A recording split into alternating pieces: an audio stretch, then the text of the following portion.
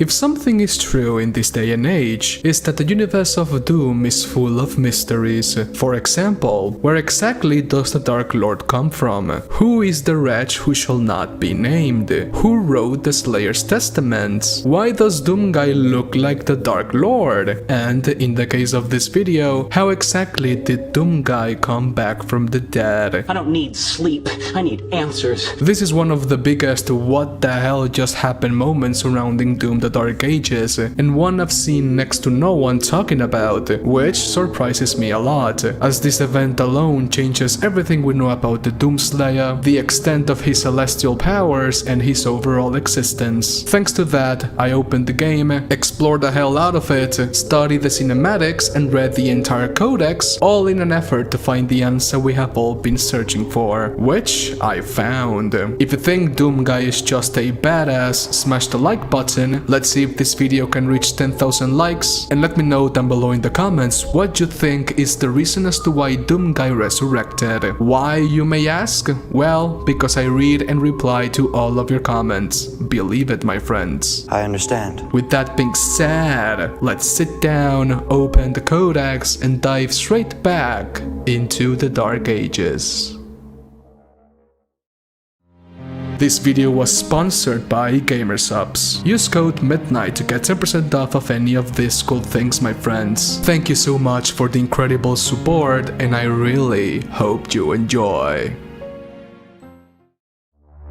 To understand why Doomguy was able to come back from the dead, we need to acknowledge what exactly is him. Contrary to popular belief, in the Dark Ages, Doomguy is already a god, and that's a fact. Previously only human, he was put through the divinity machine by the Seraphim, the right hand of the Khan Maker, on a desperate attempt to gain the upper hand in the siege of Taras Nabad. What came out from the apparatus was no man, but the prophesized destroyer of the Makers.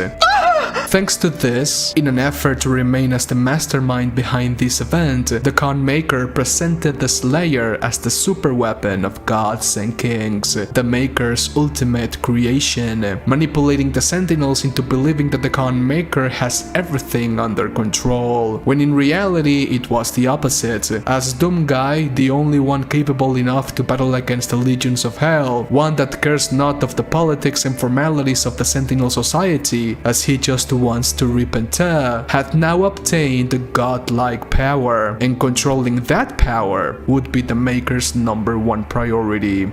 I want more. Thankfully or not, because the divinity machine is of Maker technology, they were able to attach a tethering device to Doomguy's armor. In other words, a leash, a means to control Doomguy's, the Slayer's, every action. One we can see being executed with great success, as Doomguy can be seen abiding to the Maker's will throughout the campaign, and who knows for how long he has been this way. It is stated by Bishop Creed that if Doomguy were to take off the tether, it would kill him on the spot, as he is too dangerous to be set free. Despair spread before him like a plague, striking fear into the shadow dwellers, driving them to deeper and darker pits. His power grew, swift and unrelenting. In chapter 18, called The Belly of the Beast, after Doomguy used the BFC to kill the Old One from within, killing a couple dozen demons on the way, he finally reunited with Commander Thera, who was taken hostage by a titanic creature to the cosmic realm because of what lies inside her soul. When Doomguy tried to get a hold of the commander, he was gently touched by the spirit of an elemental wraith, an ancient elder god of the cosmic realm. The power was so violent and intense that it brought this man of godlike presence to his knees, making him unable to act as he wanted. Fuck. This was all a plan orchestrated by Prince Azrak and the witch Ulsamir. They will conduct the ritual to fuse the prince's demonic essence with the Heart of Argent, while getting rid of the one they all fear in the process, killing two birds with one stone. While this was happening, Bishop Creed intervened, stating that they should kill Doomguy right there on the spot. Yet, to the surprise of everyone, Azrak refused, saying that they are going to need something more permanent. Okay. Thanks to having the power of Argent, making himself a demon god, the prince went directly into the heart of the Sentinel army, letting them all know that the Slayer, their only hope of salvation, is dead. A devastating blow to the Sentinels' morale, as the Slayer's presence was the only thing keeping the legions of hell from exterminating them outright, marking the beginning of the end.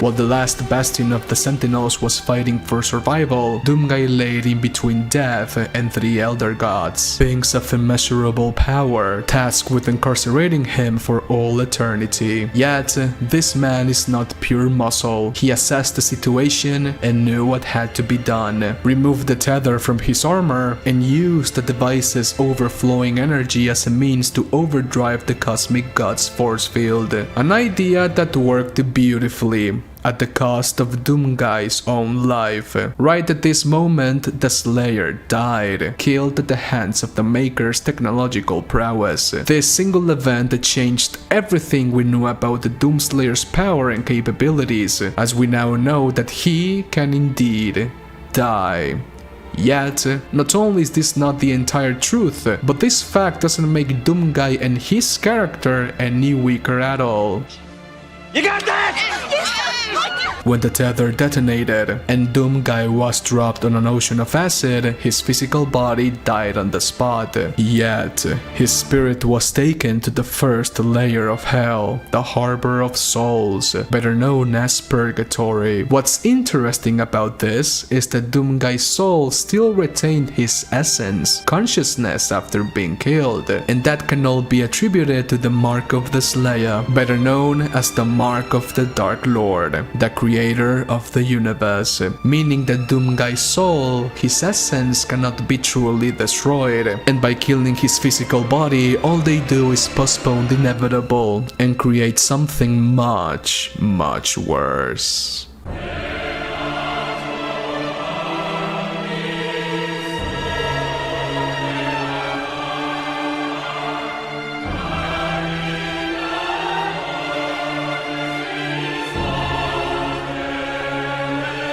In Chapter 19, Doomguy goes through the Harbor of Souls, a place where the spirits of the dead are judged for their sins, led inside a vessel, and ultimately carried into their destined layer of hell. Yet, none of that really mattered, as Doomguy had a mission, and he wasn't gonna let death keep him from completing it. Because of that, he killed any demon that stood in front of him, snuck his way inside the vessel, got rid of any hellspawn left inside it, took control of the machine, turned it into the opposite direction, and rammed it into the light. And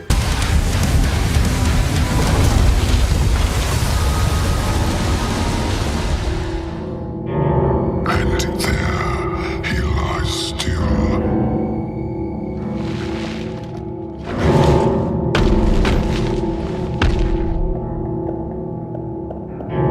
It's unclear what this place is supposed to be. It might be limbo or the lands between. No one really knows. The only thing we know for a fact is that Doomguy's soul was being called, lured by something from beyond. Signal detected.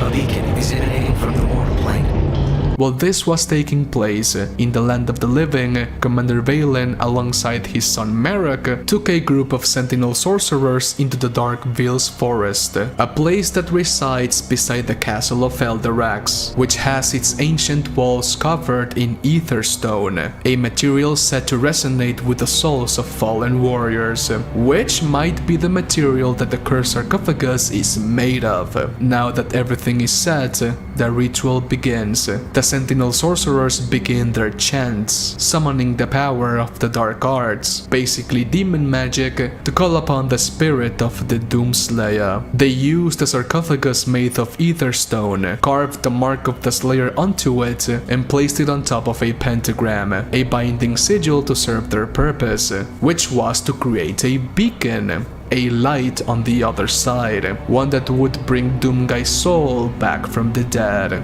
And it did. Right when Doomguy touched the mark, he resurrected into the land of the living to repent once again, and the rest is history.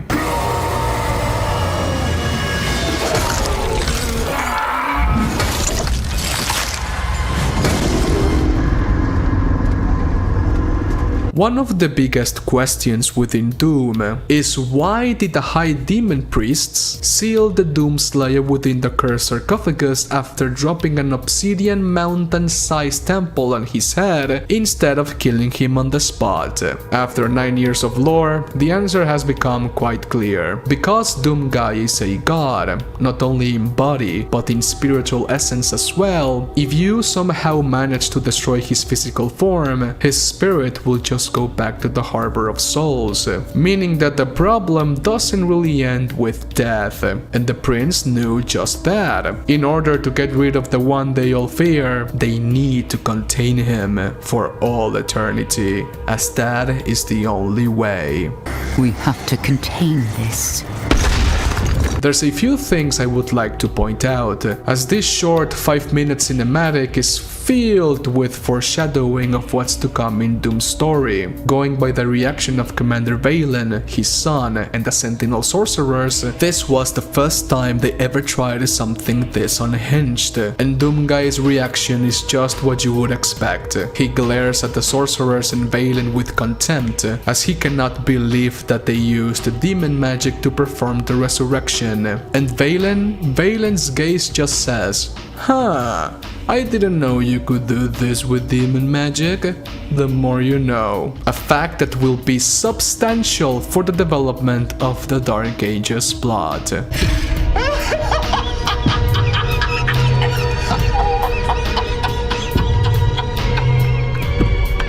Hello my friends, I apologize for not posting this any sooner. Life can sometimes get pretty crazy. For those waiting for Pink Valley Part 2, worry not, as I'm working on it as I say this. It's going to be a pretty good video. But anyways, please let me know your thoughts on Doomguy's resurrection in the comments section. Leave a like if you enjoyed the video, be sure to use code MIDNIGHT on GamerSubs for 10% off. Have a fantastic day today and stay safe my friends. Adios. Bye.